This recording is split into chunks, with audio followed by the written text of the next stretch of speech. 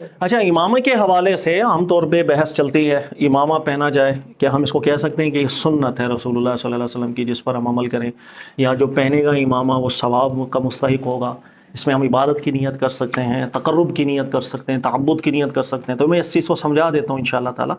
یاد رکھ لیجیے گا کہ جتنے بھی علماء گزرے ہیں، امام ابو حنیفہ، شافعی، مالک، حنبل، جتنے بڑے مجتہدین گزرے ہیں الحمدللہ، سب کا اس بات میں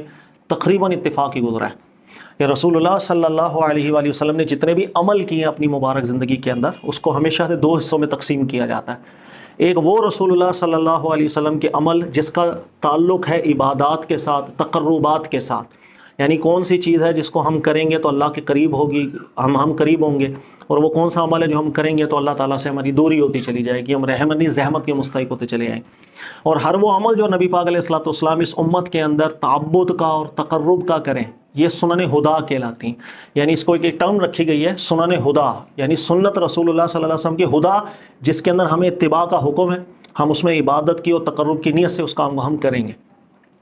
اچھا، ایک عمل نبی پاک علیہ الصلوۃ والسلام کا ایسا ہوا کرتا ہے کہ جس کا تعلق تعبد سے نہیں ہے، یعنی عبادات کے معاملات کے ساتھ بالکل نہیں،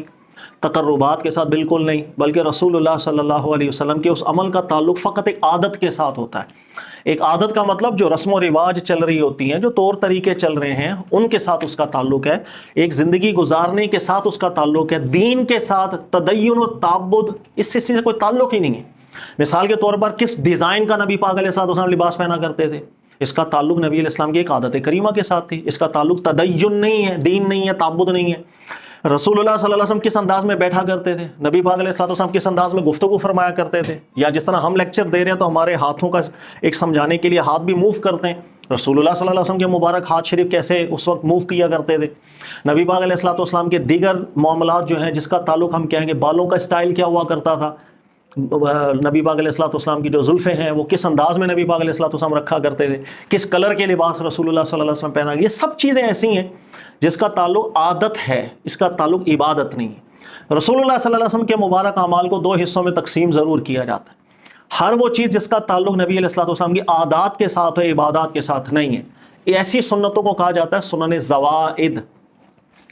اور اس کے دیگر اصطلاحات بھی علماء نے بیان کی ہیں تاکہ سمجھنے کے اندر آسانی ہو۔ سنن ہدا، سنن زوائد۔ سنن زوائد مطلب نبی علیہ السلام کا وہ عمل لیکن جس میں ہمیں اتباع کا حکم نہیں ہے، اس کے اندر تعبد کی نیت ہم نہیں کر سکتے، تقرب الہی کی نیت ہم نہیں کر سکتے۔ سنن ہدا ہر وہ سنت رسول اللہ صلی اللہ علیہ وسلم کی کہ جس کے اندر تعبد ہے، جس میں تقرب ہے، جس میں تدین ہے۔ امامے کا جہاں تک معاملہ ہے تو تقریباً تمام مجتہدین اس بات پر متفق ہیں کہ اس کا تعلق نبی پاک علیہ السلام کی سنن عادیہ میں سے تھا، سنن زوائد میں سے تھا، سنن ہدا میں سے نہیں ہے۔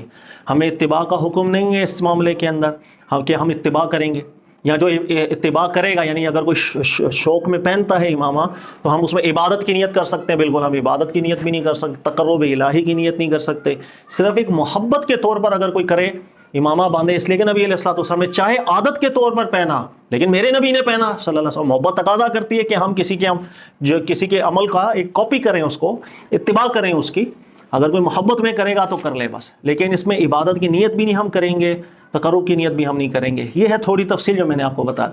اچھا، مسئلہ یہ ہے کہ جو امامہ ہے رسول اللہ صلی اللہ علیہ وسلم نے، یہ عرب کا ایک رواج تھا، عرب کے اندر ہی امامہ پہنا جاتا تھا، کفار بھی پہنتے تھے، اس وقت ایک رسم تھی پوری۔ امام مالک بھی یہ فرمایا کرتے تھے الامہ من عمل العرب، کہ امامہ جو ہے عرب کا ایک عمل رہا ہے، عرب والے امامہ پہنا کرتے تھے۔ اور یہاں رسول اللہ صلی اللہ علیہ وسلم کی ایک سنت، جو اصل سنت ہے وہ یہ کہ نبی پاک علیہ الصلوۃ والسلام لباس کے معاملے میں یا عادات کے معاملے میں اپنی جو قوم کی رسم و رواج چل رہی ہوتی تھی اس کی مطابقت کیا کرتے تھے جب تک شرعی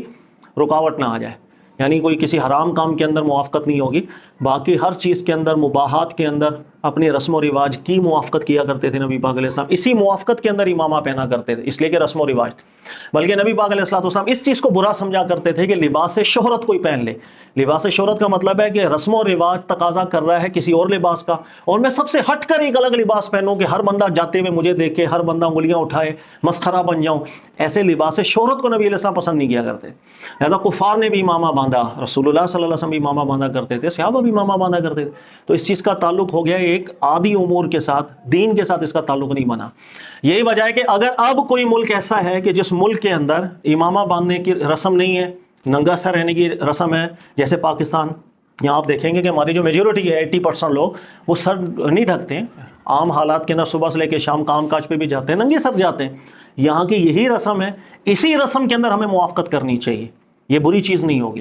ہاں یہاں پر یہ ہے کہ وہ لوگ بھی ہیں جو سر کو ڈھکتے ہیں اور بہت بڑی تعداد کے اندر ہیں، کوئی اس کو عیب نہیں سمجھتا، کوئی لباس شہرت نہیں سمجھتا. یا اہل علم طبقہ ہے وہ امامہ بھی سر پہ باندھ لیتا ہے، تو کوئی اس میں کوئی مسئلہ نہیں ہو، امامہ بھی باندھ لے. لیکن اگر کوئی شخص ننگا سر رہتا ہے تو اس میں کوئی عیب والی بات نہیں. اسی چیز کو علامہ شاطبی رحمۃ اللہ علیہ نے ذکر کیا، میں پڑھ دیتا ہوں. انہوں نے کہا کہ امامے کا جہاں تک تعلق ہے فی العادات الجاریہ، اس کا تعلق لوگوں کی رسم و رواج سے ہے. بین الناس فیما لیس فی نفیہ ولا اثباتہ دلیل شرعی، اس کا ہونا یا اس کا نہ ہونا شرعی دلیل ہمارے پاس کوئی نہیں. یعنی اللہ نے اس کے رسول صلی اللہ علیہ وسلم نے پابند کیا ہو کہ امامہ باندھا جائے گا نہیں باندھا، کوئی دلیل شرعی نہیں ہے. اس کا تعلق ہے عادات کے ساتھ. پھر آگے علامہ شاطبی ذکر کرتے ہیں وہی عادات متغیرہ، لیکن یاد رکھو کہ عادات ہر قوم میں بدلتی رہتی ہیں اور ہر زمانے میں بھی بدلتی رہتی ہیں. تو جب جس قوم کی عادتیں بدلتی رہیں گی، اس عادت کے حساب سے جب آپ لباس پہنیں گے، جب تک شرعی رکاوٹ نہ آئے، تو اب ہم کہیں گے کہ آپ نے نبی علیہ السلام کی اصل اس سنت کو زندہ کیا کہ نبی علیہ السلام قوم کی عادات کے حساب سے اپنے آپ کو ڈالا کرتے تھے تاکہ لباس شہرت اس کا اطلاق نہ ہو. اسی طرح محدث البانی صاحب کو بھی انہوں نے بھی بڑا اچھی بات لکھی، وہ بھی پڑھ دیتا ہوں. انہوں نے ذکر کیا ہوا لباس من لباس العرب، امامہ وغیرہ کہنے یہ عرب کا لباس تھا. فمن لبسہ کعادۃ عربیہ فذلک امر حسن لیکن لیست سنت عبودیہ، کہہ رہے ہیں کہ اگر کوئی محبت کے اندر امامہ باندھتا ہے بہت اچھی بات ہے، کہہ رہے ہیں لیکنھا لیست سنت عبودیہ، لیکن ذہن میں رکھے یہ کوئی سنت تعبدیہ ہمارے دین میں نہیں ہے. اس میں ہم عبادت کی نیت نہیں کر سکتے ہیں کہ میں اللہ تعالیٰ پہن رہا ہوں تو مجھے ثواب ملے یا میں تیرے تقرب کی نیت کر لوں، نہیں. ایک محبت کے طور پہ کہ نبی علیہ الصلوۃ والسلام نے مبارک عمل کیا، کوئی کر رہا ہے ٹھیک ہے، اس کو تعبدی سنت نہ سمجھے. اسی طریقے سے محمد بن صالح عثیمین صاحب ذکر کرتے ہیں ما فعلہ النبی صلی اللہ علیہ وسلم علی سبیل العادہ، نبی علیہ الصلوۃ والسلام نے ہر وہ کام جو عادت کے طور پر کیا ہو، فہذا یکون الاصل فی العادت، یاد رکھو کہ اس عمل میں اصل عادت ہے. ای افعال الانسان ما اعتادہ الناس، لوگ وہی کام کریں جو اس کے ماحول کی عادتیں بن چکی ہیں.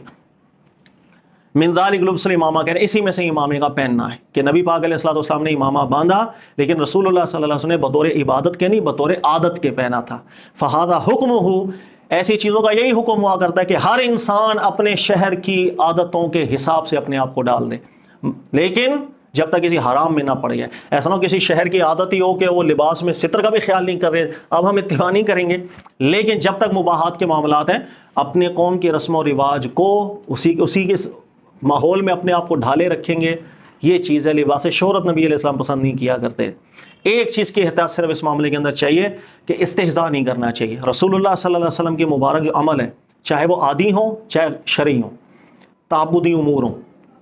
جب ہمیں ثابت ہو جائے یہ چیز رسول اللہ صلی اللہ علیہ وسلم کی ہے، اب وہ چاہے عادی ہے یا چاہے تعبدی ہے، مذاق ہمیں بنانے کی اجازت نہیں ہوتی، استہزاء کرنے کی اجازت نہیں ہے کہ رسول اللہ صلی اللہ علیہ وسلم کی کسی عادت کو، خواہ وہ دین سے اس کا نہ بھی تعلق بن رہا ہو، ہم اس کو مسخرہ اڑانے لگ جائیں، مذاق اڑانے لگ جائیں. اس چیز کا بس خیال کریں. باقی ہمارے یہاں اس کو عموماً سنت بول دیا جاتا ہے تعبدی کی نیت سے، تو اس چیز کو میں نے آپ کو سمجھا دیا، تعبدی سنت نہیں ہے، سنن زوائد ہے. تمام علماء اس چیز پر متفق ہیں. ایک چیز اور میں اس میں اضافہ کر دوں، وہ یہ کہ عموماً امامے کے حوالے سے بہت سی حدیثیں بیان ہو جاتی ہیں، اور حدیثیں کس طرح کی بیان ہو جاتی ہیں کہ اگر کسی نے کسی نماز امامے کے ساتھ پڑھی تو اسے 700 گنا نمازوں کا ثواب ملے گا، بغیر امامے کی نماز پڑھی تو اس کم ثواب ملے گا. یاد رکھیے گا ایسی جتنی روایات ہیں ان میں سے کوئی ایک بھی روایت اس قابل نہیں ہے کہ جس سے استدلال کیا جائے کسی بھی طریقے سے. اکثر روایات یہ جو ہے امامے کی فضیلت کی یا تو جھوٹی روایات ہیں